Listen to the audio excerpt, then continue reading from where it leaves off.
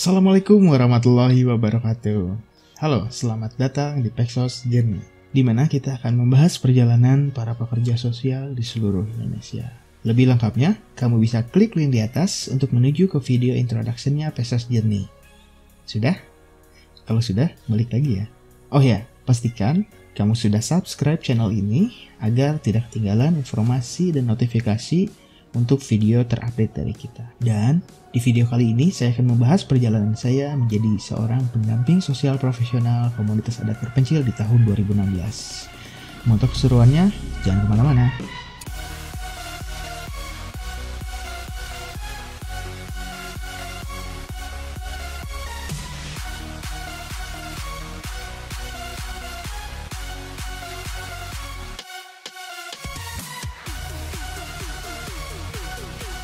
Komunitas adat terpencil. Apa sih komunitas adat terpencil? Nah, ini akan kita bahas sebelum kita menuju ke cerita saya di mana saya menjadi seorang pendamping sosial profesional komunitas adat terpencil. Kita akan bahas dulu apa sih komunitas adat terpencil dan juga siapa pelaksananya, bagaimana programnya, kita akan bahas sekarang. Oke, komunitas adat terpencil. Komunitas adat terpencil itu terdiri dari 3 kata ya. Kita bahas kata per kata seperti biasa. Yang pertama adalah komunitas. Komunitas itu adalah individu atau orang-orang yang mempunyai kesamaan karakteristik seperti kesamaan geografi, kultur, ras, agama, dan keadaan sosial ekonomi yang setara. Atau komunitas dapat didefinisikan dari lokasi, ras, etnik, pekerjaan, ketertarikan pada suatu masalah ya. Oke, jadi komunitas ini kita sering dengar gimana adalah mungkin sekelompok atau terdiri dari beberapa individu yang memiliki kesamaan dalam ketertarikan terhadap suatu profesi, suatu hobi, atau juga karena mendiami suatu lokasi yang sama. Nah, ini kita bisa sebut sebagai komunitas. Sementara itu ada adat dan terpencil ya. Berarti adat di sini ada kaitannya dengan budaya, dan untuk terpencil itu terkaitan dengan lokasi geografis. Nah, di mana Indonesia ini kita tahu sendiri itu sangat luas dan terdiri dari negara kepulauan lah ya. Itu masih banyak sekali lokasi-lokasi yang terpencil.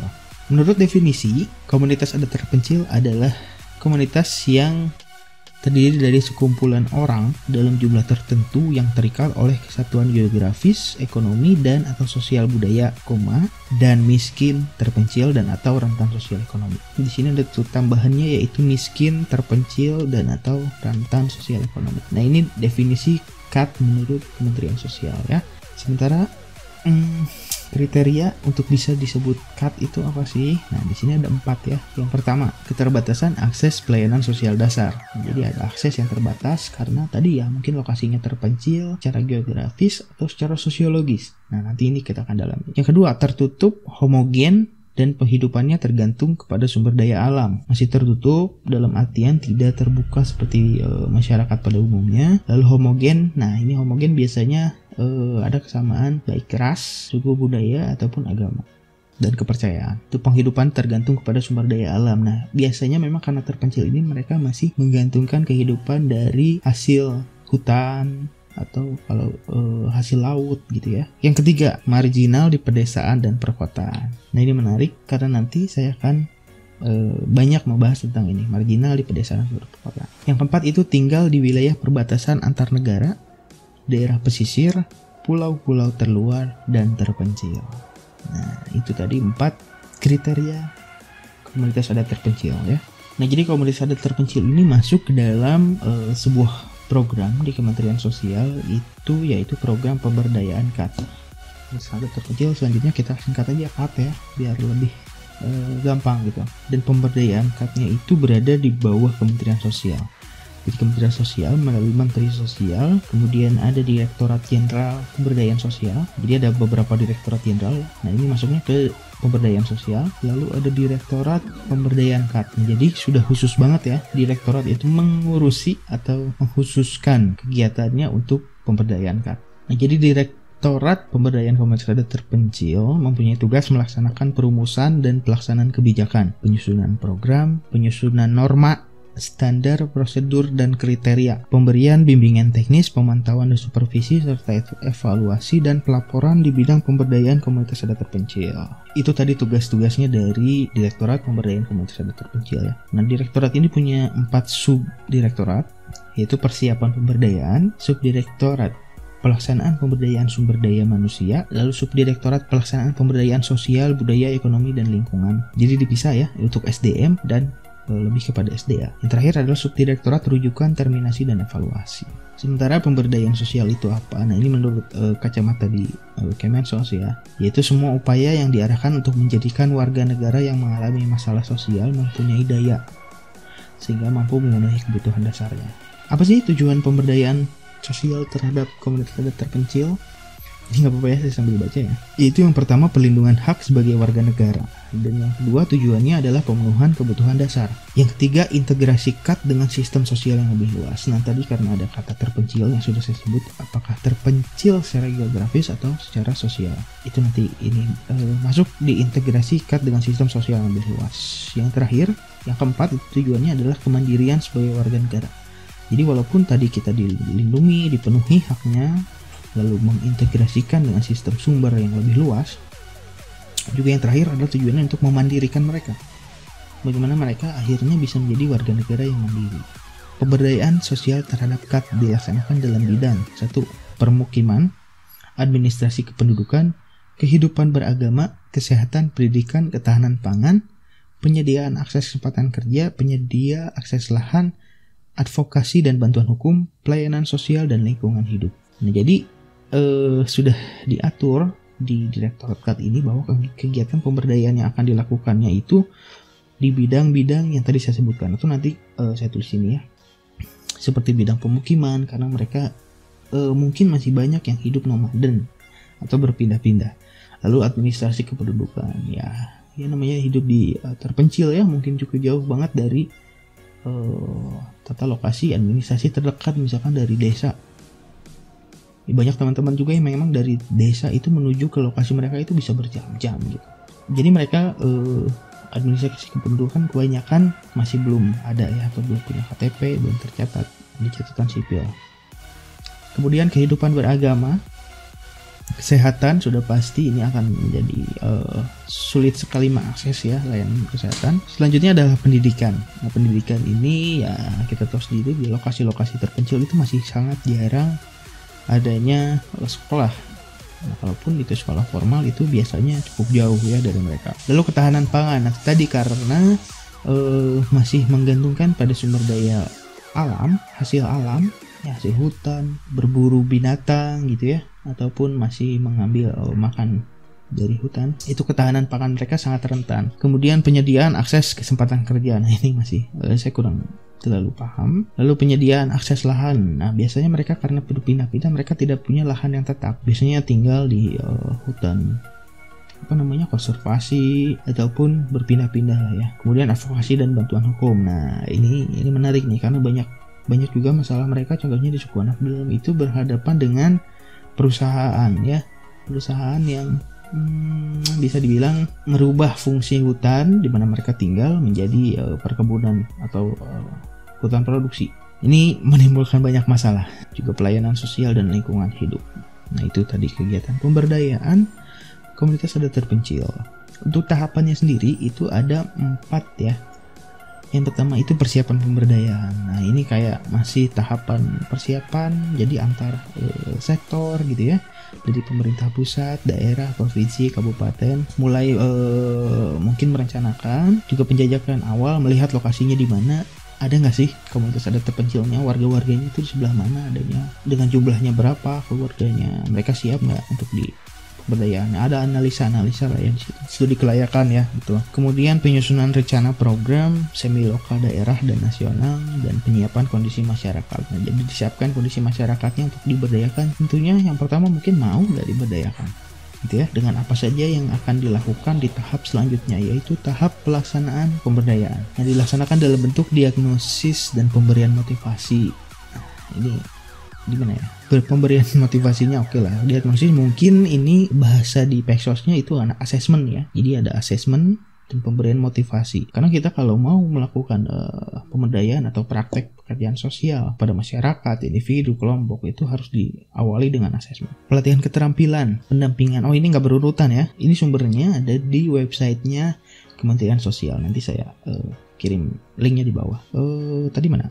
Pelatihan keterampilan. Lalu pendampingan. Nah, ini pendampingan nih kita garis besar ya. Pemberian stimulan modal, peralatan usaha, tempat usaha, peningkatan akses pemasaran hasil usaha, supervisi dan advokasi sosial, penguatan keserasian sosial, penataan lingkungan sosial dan bimbingan lanjut, bla bla bla ya. Pelaksanaannya banyak banget ini programnya.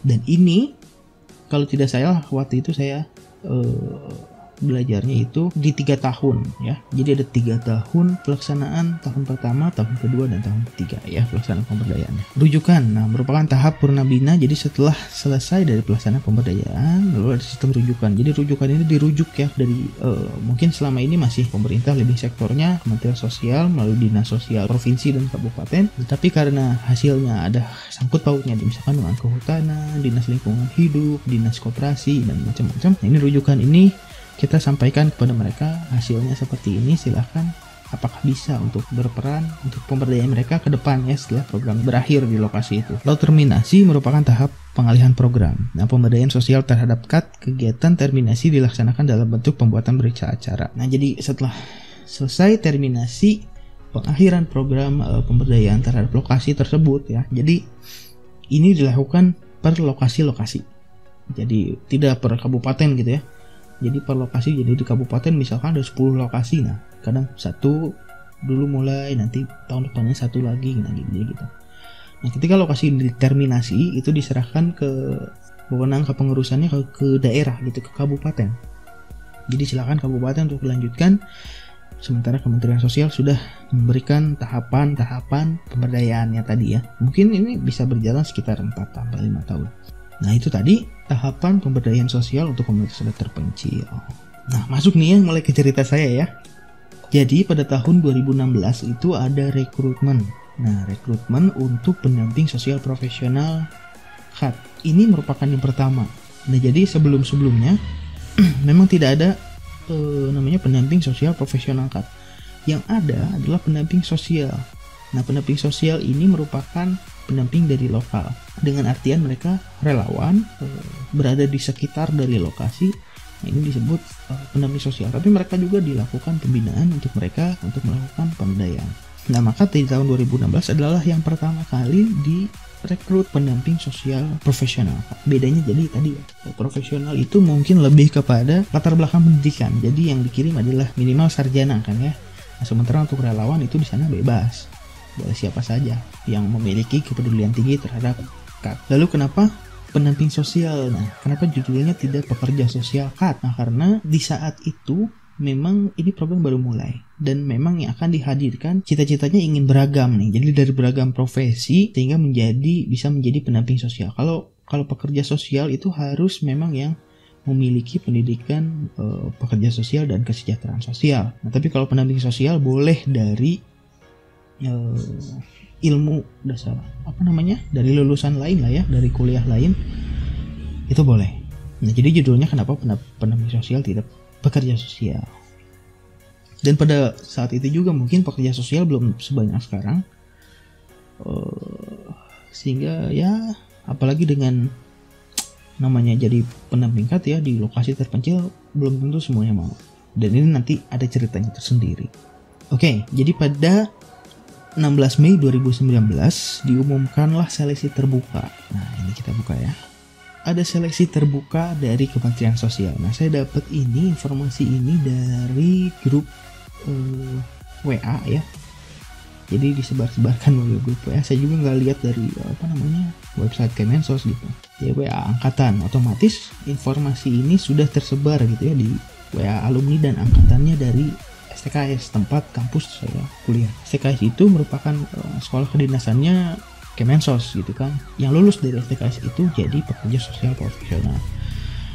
Akhirnya memang saya juga sudah memiliki dari dulu gitu ya, cita-cita pengen sih pergi ke lokasi yang terpencil gitu ya, bertemu dengan masyarakat adat bagaimana. Pengen banget dari dulu. Makanya pas kuliah juga saya udah ikut kajian KAT. Jadi sudah secara teori ya sudah cukup ada lah ya dasarnya. Nah, balik lagi ke pengumuman seleksi. 16 Mei 2016 diumumkanlah ada seleksi terbuka pendamping sosial profesional KAD Kementerian Sosial tahun 2016. Dalam rangka mewujudkan semangat nawacita khususnya membangun Indonesia dari pinggiran dan memperkuat daerah-daerah desa dalam kerangka negara kesatuan, bla bla bla bla bla bla, maka dibuatlah seleksi. Persyaratan umum, biasalah ya. Ini warga negara nanti sambil lihat di pinggiran. Berusia setinggi-tingginya 30 tahun. Nah, belum menikah. Jadi masih single. Pendidikan minimal sarjana, diploma 4 sederajat semua jurusan. Nah, jadi ini maksudnya kenapa tadi namanya pendamping sosial ya, bukan pekerja sosial. Karena dibukanya untuk semua jurusan. Tapi minimal sarjana atau D4. IPK minimal 2,75, tidak pernah dijatuhi hukuman, sehat jasmani rohani, mendapat persetujuan dari orang tua, tidak dalam status tersangka, tidak milik. Ya biasa lah ya, ini persyaratan umum untuk seseorang yang akan bekerja di pemerintah. Tapi ini non ASN ya, jadi ini bukan pegawai negeri. Nah, persyaratan khusus memiliki komitmen dedikasi tinggi, memiliki pengetahuan yang baik tentang otonomi daerah, birokrasi pemerintahan, buset, pembangunan bidang kesejahteraan sosial, pemberdayaan komunitas dan terkecil. Wow, ini khusus kayaknya kalau orang yang tahu ini luar biasa lah. Dia minimal udah PNS kalau ngerti. 3, diutamakan memiliki pengalaman bidang pendampingan sejenis. Minimal 3 tahun. Waktu itu saya baru pengalaman, ya 3 tahun. Saya lulus tahun 2013. Diutamakan memiliki kemampuan memimpin, pembagian tugas, dan kerjasama tim. Nah, ini kerjasama tim. Mampu membuat perencanaan strategis komunitas, memiliki inisiatif, mampu mengoperasikan komputer, diutamakan memiliki laptop yang terkoneksi dengan internet. Walaupun nanti di lokasi terpencil itu tidak ada internet. Jangan internet, kadang ada yang tidak ada sinyal handphone sama sekali. Nah ini ya poin 8, diutamakan domisili di wilayah DKI, Jawa Barat, dan Banten. Nah jadi di tahun itu untuk angkatan pertama itu diutamakan asalnya dari Jawa Barat, DKI, dan Banten, dari kota lah intinya ya. Walaupun di Jawa Barat, di Banten juga mungkin masih ada yang daerah-daerah pedesaan, tapi minimal mungkin dekat dengan Jakarta. Bersedia ditempatkan salah satu pemberdayaan KAD seluruh wilayah tanah air. Nah, jadi bersedia di mana aja nih. Selama 7 bulan berturut-turut dari bulan Juni sampai bulan Desember. Oh, jadi ternyata cuma 7 bulan ya. Tapi mungkin dengan prosesnya 8 bulan, 9 bulan. Ini biasa lah ya waktu secara pendaftaran. Nah, ini jadwal seleksi. Ini kita mulai kritis di sini ya. Pengumuman seleksi terbuka. Pengumumannya 16 sampai 23 Mei. Dalam arti hanya 7 hari pengumumannya. Penyerahan berkas administrasi itu dari tanggal 23 sampai 25 Mei. Jadi sudah dikirim ya. Sementara berkasnya, pendaftarannya dikirim melalui pos. Jadi ngelamar gitu pakai amplop coklat gitu ya. Berkas-berkas di fotokopi, jadi belum online. Nanti kita bandingkan juga dengan seleksi yang tahun 2020. Dikirimkan berkas dari tanggal 23 sampai 25. Nah jadi harus sudah nyampe di Jakarta itu maksimal tanggal 25. Pengumumannya itu tanggal 26. Nah jadi ini tek cepat banget gitu ya waktunya ya. Ada apa ya? Dan ini sudah di bulan Mei gitu ya, untuk tahun 2016. Jadi sudah Januari, Februari, Maret, April, Mei, udah bulan kelima. Pengumuman hasil seleksi 26 Mei, tes potensi akademik 27. Nah jadi pengumuman hari ini, besok nih udah tes. Ini luar biasa menurut saya. Walaupun kalau tidak salah ada satu tahap yang sempat diundur gitu ya. Tapi kita lihat dari penyusunan jadwalnya aja. Pengumuman 26, administrasi, tes potensi akademik 27. Nah, hasil tesnya 29, 3 hari. Nah, wawancaranya besoknya lagi. Jadi pengumuman 29, 30 wawancara. 30 dan 31 Mei di hotel. Akan disampaikan kemudian pengumuman akhir 2 Juni. Hasil akhirnya 2 Juni. Mei, Juni. Kita bandingkan dulu ya sama seleksi pendamping di tahun 2020. Nah sama ya di sini ya, masih usia paling tinggi 30 tahun, belum menikah, pendidikan. Nah di sini udah mulai nih diploma 4 atau sederajat, sarjana, diutamakan jurusan Kesos dan Sosial Budaya. Nah di sini udah sedikit nggak semua jurusan ya, bisa jadi nanti jurusan apa ya, teknik, mesin gitu ya, berhubungan dengan manusia gitu. Ya karena memang masing-masing sudah punya arahnya sendiri. IPK minimal sama 2,7. Berpengalaman bidang pemberdayaan masyarakat, aktif organisasi. Kalau tadi memahami apa tadi itu, otonomi daerah, birokrasi ya. Luar biasa lah kalau tadi syaratnya. Kalau sekarang udah lebih fokus ya, berpengalaman bidang pemberdayaan masyarakat, aktif organisasi kemahasiswaan dan seterusnya. Nah, di sini bersedia tinggal dan ditempatkan di lokasi seluruh Indonesia, masih sama ya. Harus mau di mana aja, nggak boleh pilih-pilih. Cuma di sini banyak banget nih jumlah formasinya, totalnya ada 84. Wow. Di tahun 2016 itu formasi yang dibukanya hanya 20 untuk 19 provinsi. Nanti saya jelasin. Nah, ternyata tata cara pendaftarnya sama ya, masih dikirim via pos. Mengirim berkas via pos ke alamat. Nah, tapi ini ke alamatnya nggak ke Jakarta semua, ternyata udah ada di Sumatera, di BPPKS Padang, di Kalimantan ya, di BPPKS di mana Banjarbaru, terus BPPKS Makassar dan Papua. Nah, jadi udah nggak ke Jakarta nih, saya nggak tahu kenapa. Di Jakarta malah nggak ada. Nah, batas waktu penerimaan berkas lamaran selama 18 hari. Nah, jadi beda sama tadi yang pengumumannya 5 hari, sudah dikirim di 23 sampai 25. Gitu. Waktunya cuma 3 hari. Nah, ini 18 hari. Dari tanggal 4 sampai 21 Februari 2020. Pelepasan oleh Menteri Sosial tanggal 14 April. Wow, lama ya. Jadi dari Februari prosesnya sampai April. Beda sama yang tadi di tahun 2016 itu cuma 1 bulan didedet gitu ya. Jaraknya pengumuman 1 hari. Nah, hak dan fasilitas. Kalau tadi di pengumuman yang 2016 itu kita nggak tahu bakal ada haknya, dapetin apa, honornya berapa, ataupun fasilitas apa yang bisa kita dapat, itu nggak ada. Nah, kalau untuk tahun 2020 ini selama penugasan 9 bulan sebesar 2 juta per bulan. Honor selama penugasan 9 bulan sebesar 2 juta. Jadi 2 juta per bulan ya. Dan ada dana operasional lapangan sebesar 3 juta per bulan. Jadi total 5 juta rupiah hak dan fasilitasnya. Sementara dulu di tahun 2016 itu, waktu saya jadi pendamping sosial profesional KAD, itu honornya 3.500.000 dan dapat dana operasional lapangan sebesar 1.500.000. Beda ya, di sini honornya kecil dan operasionalnya besar. Kalau saya dulu honornya yang besar dan operasionalnya yang 1.500.000.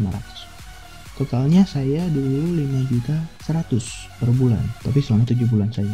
Nah, bedanya apa sih honor sama dana operasional? Nah, honor itu masuk ke kita sebagai hak ya, hak untuk melakukan pekerjaan secara profesional.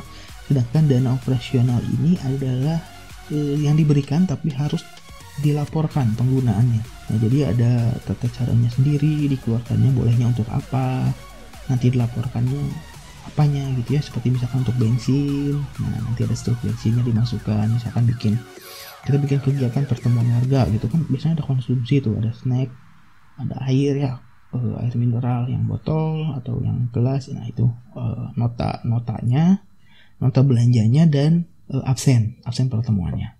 Kurang lebih kayak gitulah.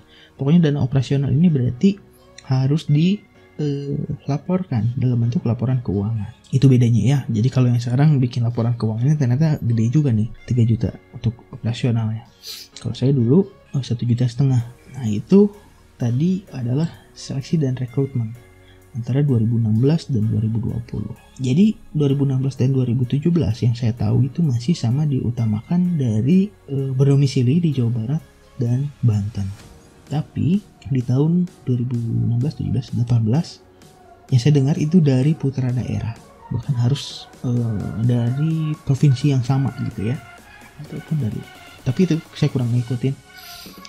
Tapi yang saya lihat dari sini, kalau mengirimkan berkas lamarannya ke Sumatera, Kalimantan, Sulawesi, Papua, dan mungkin nanti mereka tesnya juga di lokasi itu, di BPPKS.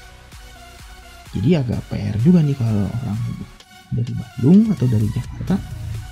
Nah, kan, benar. Peserta dinyatakan dulu seleksi berkas akan diumumkan oleh BPPKS dan Dinas Sosial Provinsi. Untuk mengikuti tahap seleksi berikutnya yaitu tes potensi akademik dan wawancara yang dilaksanakan di BPPKS di mana peserta mengirimkan berkas. Jadi tadi ya di Sumatera, di Padang, di Banjarbaru, di Kalimantan, terus di Makassar dan di Papua, di Jayapura. Nah, jadi kemungkinan agak sulit juga nih kalau orang Bandung, orang Jakarta untuk bisa tes. Paling dekat di mana ya? Di Padang mungkin. Di Padang, Kalimantan, di Banjarbaru. Sisanya lebih jauh ya, di Makassar dan di Papua. Jadi ada 4. Kalau dulu memang kita karena tesnya di Kemensos ya, yang dibukanya domisilinya harus dekat-dekat dari Jakarta gitu. Karena apa? Karena selama tes seleksi ini tidak ditanggung, jadi kita yang untuk akomodasi, makan dan segala rupa itu kita yang tanggung pakai biaya pribadi. Oke, nah sekarang mic-nya pindah ya biar lebih jelas. Nah sekarang kita akan fokus saja kepada apa yang saya lakukan apa pengalaman saya menjadi seorang ataupun pendamping sosial profesional CAP ya di tahun 2016. Nah ini jadi udah 2016, 2017, 18, 19, 20. Jadi kalaupun ini sudah tahun kelima ya. Jadi saya yang di tahun pertama. Seperti diketahui tadi bahwa sistem seleksinya memang sudah berjalan di bulan Mei. Dan ini terlihat sekali sangat buru-buru ya. Dan kayaknya udah mepet banget nih. Itu pendapat saya ya. Jadi saya lihat memang kemungkinan seperti itu. Nah jadi dari tahap seleksi juga mungkin bisa dibilang bahwa kesiapan dari panitia pelaksanaan program ini bisa dua, bisa buru-buru atau memang belum siap dan dipaksakan sudah harus berjalan gitu ya programnya. Nah ini dikuatkan lagi dengan tahapan seleksi yang tadi berjalan sangat cepat. Nah, ini kan saya ceritakan sedikit tentang tahapan seleksinya. Jadi waktu itu setelah seleksi administrasi saya melamar itu lolos ya. Dan tadi besoknya setelah pengumuman hasil seleksi administrasi, besoknya langsung tes tertulis. Nah, tes tertulis ini kan di Jakarta ya. Berarti kebanyakan memang yang dari luar Jakarta itu harus siap gitu ya. Saya pergi langsung pagi subuh kalau nggak salah harus sudah siap untuk ikut tes. Sementara kalau tes kan kita harus siap ya secara mental, secara fisik juga harus oke, gitu, harus prima. Nah di tes ini mungkin waktu itu kalau tidak salah yang mendaftar itu sekitar 500 atau ya 500-an lah ya, karena info tadi juga hanya berapa hari ya, 7 hari ya. Beda dengan yang 18 hari tadi tahun 2020. 500-an peserta ini yang lolos untuk tes seleksi administrasi itu mungkin sekitar 100 gitu.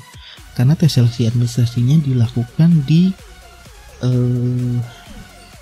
Kemensos di Salemba ya, di Kementerian Sosial.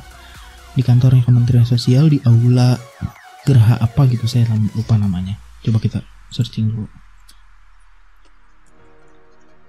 Oh, Gedung Aneka Bakti. Di Aneka Bakti, jadi di aula utamanya yang biasa ada kegiatan-kegiatan besar. Jadi di situ dilakukan tes ya, pakai bangku yang ada mejanya gitu kan. Nah, kalau tidak salah itu hanya sekitar 100 atau kurang. Nah, yang jadi pertanyaan saya, di situ saya tidak menemukan satu orang pun yang saya kenal, khususnya untuk alumni dari STKS. Itu nggak ada. Ya mungkin saya nggak terlalu banyak kenal, tapi ya cukuplah tahulah pekerja sosial. Apalagi saya sudah berjalan jadi pekerja sosial dari tahun 2013 gitu kan. Tapi di sana memang tidak ada. Dan akhirnya setelah tes itu saya pun ketemu, ternyata ada teman saya yang sudah menjadi PNS di Kementerian Sosial. Ada Mas Dida. Halo Mas Dida, sahabat ya. Karena walaupun umurnya cukup senior, makanya saya manggilnya Mas. Tapi kita sempat satu angkatan dan sempat sekelas kalau nggak salah, satu jurusan ya di pemberdayaan sosial. Nah itu Mas Dida, dan juga ada kakak senior ya, kakak saya namanya Kang Taufik, itu juga di Direktorat Komunitas Adat Terpencil. Nah jadi sana saya udah mulai nih ngobrol-ngobrol. Mungkin peserta yang lain karena ngelihat saya mungkin ngobrol-ngobrol dengan panitia ya, menganggapnya ya tahu gitu ya, mereka pun banyak yang nanya. Sementara saya juga informasinya masih sangat minim. Tapi ya pengalaman kerja di program ya kurang lebih saya udah tahu gitu kan. Nah lanjut setelah tes akademik, tes tertulis tadi sudah, alhamdulillah saya lanjut ke tes wawancara. Di wawancara ini mungkin pesertanya nggak banyak ya, cuma 30 atau 40 orang lah yang lolos dari tes tertulis tadi.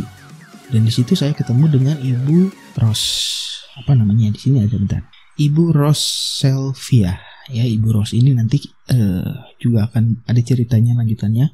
Ibu ini merupakan ketua panitia seleksi. Nah kalau nggak salah beliau adalah Kasubdit, kalau tidak salah ya Kasubdit, cukup udah lama Kasubdit. Jadi ya memang mengurusi tentang CAT ini, tentang pendamping sosial profesional CAT bidang SDM. Jadi tadi yang SDA, SDM, nah ini bidang SDM-nya. Nah Ibu Ros nanya ini pada saya. Pas saya ngisi absen, beliau bertanya, "Oh, ini Gilang ya?" "Iya Bu, betul." "Gilang dari STKS?" "Iya, saya dari STKS Bu." "Kenapa dari STKS kok nggak ada yang ikut seleksi?" Nah, saya baru tahu ternyata betul, tidak ada alumni dari STKS yang ikut seleksi. Tapi juga di situ memang saya lihat ada yang dari Peksos juga, tapi bukan dari STKS. Ada Roberto, sahabat saya yang akhirnya lolos juga jadi pendamping CAT, itu dari alumni Universitas Padjadjaran, ya dari Unpad. Juga ada Nafis dari UMY, UMJ, Universitas Muhammadiyah Jakarta.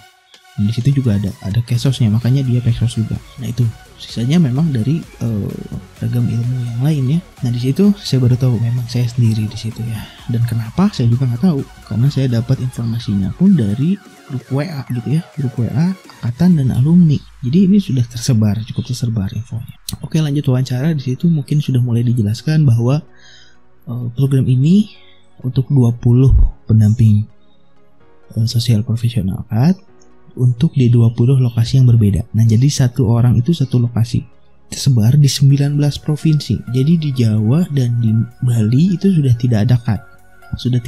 Jadi yang ada di Sumatera, Kalimantan, Sulawesi, Maluku, Papua, NTT, NTB gitu ya.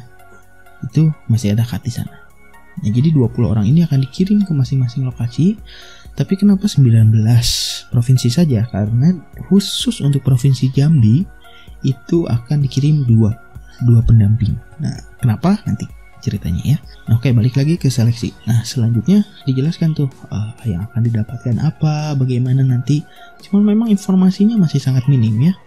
Maksudnya gini, kalau saya pribadi sudah bisa menebak-nebak apa yang akan saya lakukan di sana. Tapi kalau untuk teman-teman dengan background atau latar belakang ilmu yang lain, mungkin perlu ada tambahan informasi tentang pemberdayaan sosial itu apa loh gitu ya. Nah, jadi ini memang selintas dalam tanda kutip masih mengikuti waktu itu kan viral yang namanya Indonesia Mengajar. Nah, Indonesia Mengajar ini kan mengirim guru-guru ke pelosok gitu ya. Nah, dengan semangat nawacitanya Pak Joko Widodo, Pak Presiden, Dinas Sosial juga mungkin menginisiasi untuk membuat yang mirip-mirip seperti itu ya, tapi dalam bentuk pemberdayaan sosial. Nah, pada akhirnya mungkin tanpa maksud apapun, memang banyak sekali sahabat-sahabat saya juga yang berlatar belakang guru. Ini akan jadi suatu topik yang cukup menarik ya. Setelah wawancara memang tidak lama langsung pengumuman. Nah, setelah pengumuman ini kita langsung diundang untuk mengikuti diklat. Seleksi akhirnya lolos 20 orang terpilih ya untuk mengikuti diklat. Nah, tadi ya seleksi yang terburu-buru. Saya juga ini nanti ada hasilnya sendiri ya. Apa hasil dari seleksi yang ya bisa dibilang mungkin terburu-buru dan kurang mendalam. Jadi di sana kita 20 orang menjadi pendamping sosial profesional CAT angkatan pertama. Kita memang selalu disebut angkatan pertama karena sebelumnya memang nggak pernah ada. Dan juga kita jadi hanya bisa membayangkan dan menebak-nebak apa yang akan terjadi ke depan gitu ya. Selanjutnya kita diundang untuk diklat. Diklat ini berarti sudah masuk bulan tadi Mei. Karena ini udah berapa tahun yang lalu, saya juga cukup lupa. Jadi untung ada nemu ini pengumuman seleksinya. Pengumuman hasil akhir 2 Juni. Jadi setelah 2 Juni, nah bulan Juni ini sudah masuk ke bulan puasa. Nah, jadi diklat kita itu dilakukan di bulan puasa. Yang berarti setelah diklat kita masih belum tahu nih kita bakal pergi kapan ya. Kalau membayangkan, karena di awal bulan puasa ya kemungkinan besar kita akan berangkat di bulan puasa dan lebaran di lokasi. Karena pendamping CAT ini untuk ditempatkan selama 7 bulan berturut-turut tidak pulang. Nah itu ya, berarti kita otomatis akan lebaran di sana. Suku diklat ternyata mendekati betul lah ya. Diklat yang dilakukan memang berdasarkan pengalaman saya ini agak jauh dari yang saya harapkan gitu. Walaupun ini sangat bagus gitu ya. Nah, kita di diklat adalah diklat bela negara. Diklat bela negara semi militer di institusi TNI ya, di Dodik, tempatnya di Dodik Rindam 3 Siliwangi. Adanya di Cikole Lembang. Nah jadi hari itu saya ikut pembukaan diklat ke Jakarta pagi-pagi. Ternyata siang hanya nggak nyampe setengah hari lah di Jakarta ya, pembukaan doang, seremonial biasa ya, bla bla bla. Berangkat lagi langsung ke Bandung, ke Lembang gitu kan. Atau gitu saya nungguin aja di Lembang gitu ya, nggak usah ke Jakarta. Karena ini memang kita nggak tahu bakal kemana gitu. Tapi nggak mungkin lah, namanya anak baru kan pasti nurut-nurut aja ya. Pengen di bahaya. Nah sampailah kita di Dodi ke Lembang untuk mengikuti diklat. Nah, saya mulai perasaan mulai nggak enak. Kenapa? Karena sebagian besar apa yang materi yang diajarkan memang bela negara gitu ya. Saya nggak ngejelekin bela negara, tapi mungkin alangkah lebih bagusnya, alangkah lebih baiknya kalau kita memang ada diklat pelajaran atau teori-teori dulu gitu ya sebelum kita ke diklat bela negara gitu kan. Teori-teori tentang pemberdayaan, bagaimana KAT itu seperti apa gitu ya. Dan ini mungkin lebih nyaman kita lakukan di kelas gitu. Apakah di hotel ataupun di Wisma ataupun di balai diklat gitu ya, di balai milik Kementerian Sosial.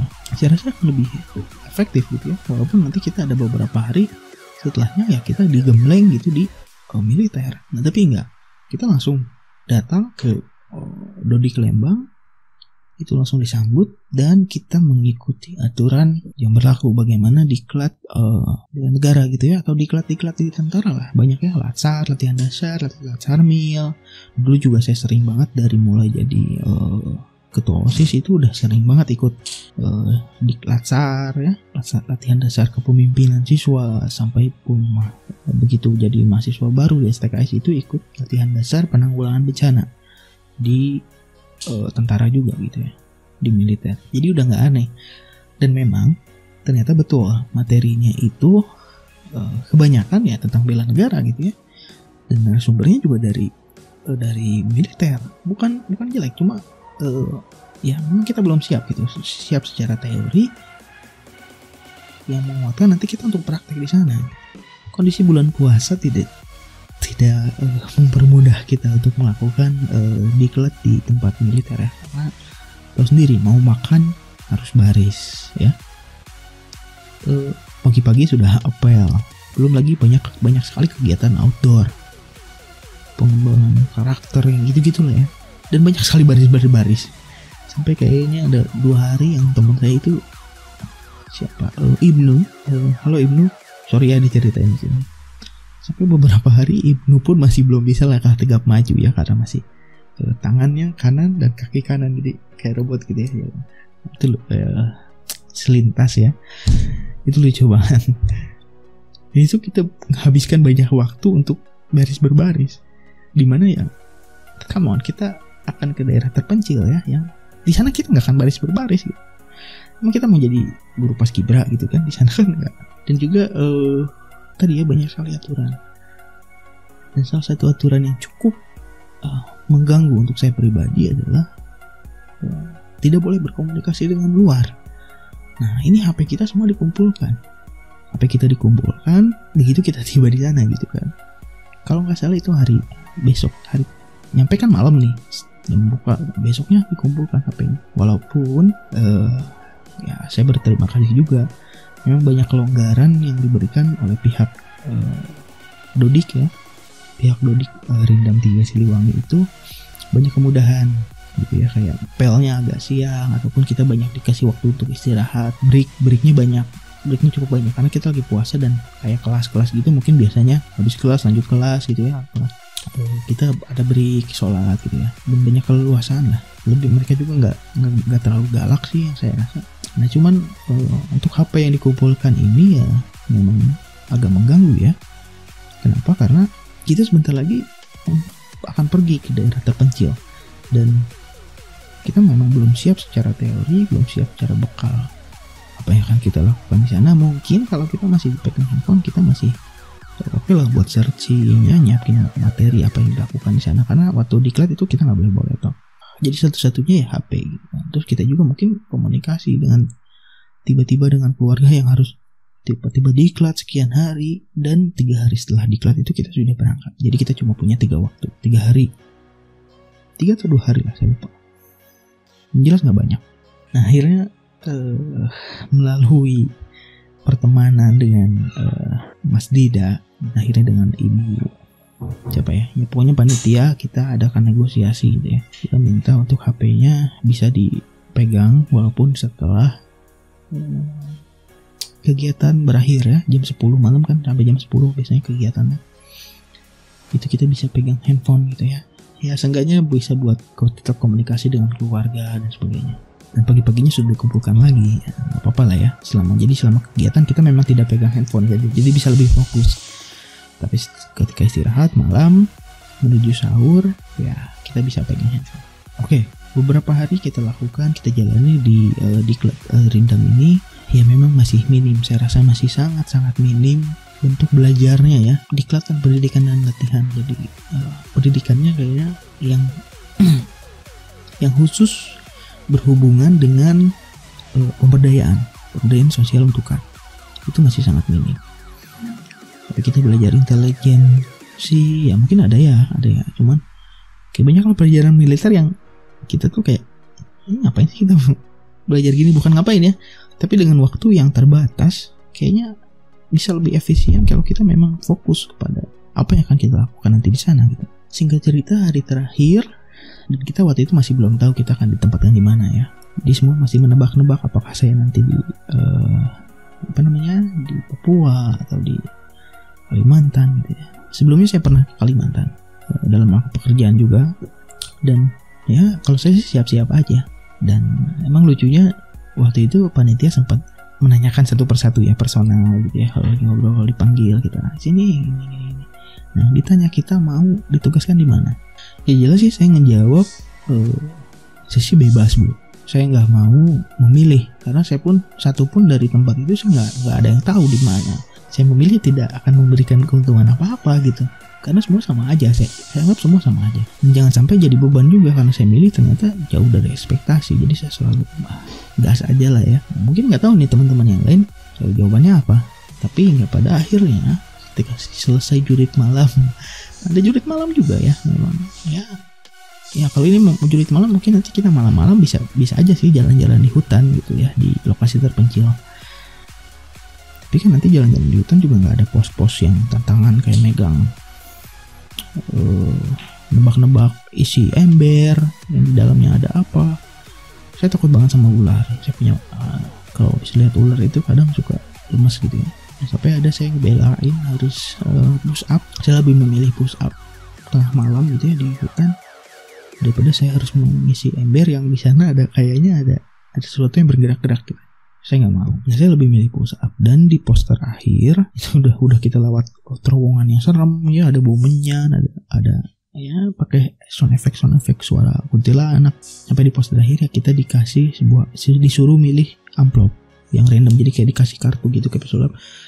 So kamu pilih yang satu, ambil. Dan tapi amplop ini yang sudah saya bawa nanti ke tempat penutupan ya, itu ternyata dikumpulkan lagi. Jadi kumpulkan lagi amplopnya di lokasi sampai ke lokasi api unggun, dan di api unggun ini kita dibagikan lagi ya. Bilang mana ini amplopnya ini. Jadi ternyata itu cuma gimmick aja sih kayaknya, cuma gimmick aja, kita ngambil random gitu kan. Padahal ya memang udah ada penentuannya dari sana kita bakal ditugaskan di mana. Akhirnya di api unggun biasa bla bla bla seremoni, dan saya pun akhirnya mendapatkan sebuah amplop. Nah, kita masing-masing ber-20 mendapatkan satu amplop. Dan tiba saatnya kita mau buka amplop satu persatu ya. Jadi didatangin misalkan Reni pendamping juga, dia kebetulan sama-sama dari Bandung, dari Kabupaten Bandung, rumahnya di Lena kalau nggak salah. Reni dibuka, Reni di Nusa Tenggara Barat kok. Terus ada Roberto di Papua Barat, terus Nafis di Pulau Buru, terus ada Aisyah di mana gitu ya. Semua membuat. Tapi akhirnya tiba saatnya saya membuka amplop, dan ternyata saya ditugaskan di, mau tahu kelanjutannya? Nah, kita lanjut di part 2 ya. Jadi kalau tadi sudah pembukaan tentang pendamping angkat, kita akan lanjut ke cerita saya bagaimana menjadi pendamping KAT di, ya nanti nonton di part 2. Saya recordingnya langsung nanti, tapi kita bagi, karena ini udah cukup kepanjangan ya, mungkin ini sudah ada 40 menit 30 menit lebih videonya. Jadi daripada kepanjangan kamu bosan, kita break dulu. Jangan lupa like video kalau kamu suka dengan video ini, atau dislike kalau kamu nggak suka, dan pastiin kamu sudah subscribe ya. Subscribe biar saya semangat bikin videonya lagi. Nanti kita akan pergi ke tempat-tempat yang nggak cuma di rumah ya, karena sekarang kebetulan lagi PSBB karena COVID-19, jadi kita di rumah. Dan ini memang cerita flashback, jadi kita bikin dari rumah aja. Kamu jangan kemana-mana ya, di rumah aja ya. Saya Gilang pamit, ketemu di video selanjutnya. Bye bye. Wassalamualaikum warahmatullahi wabarakatuh.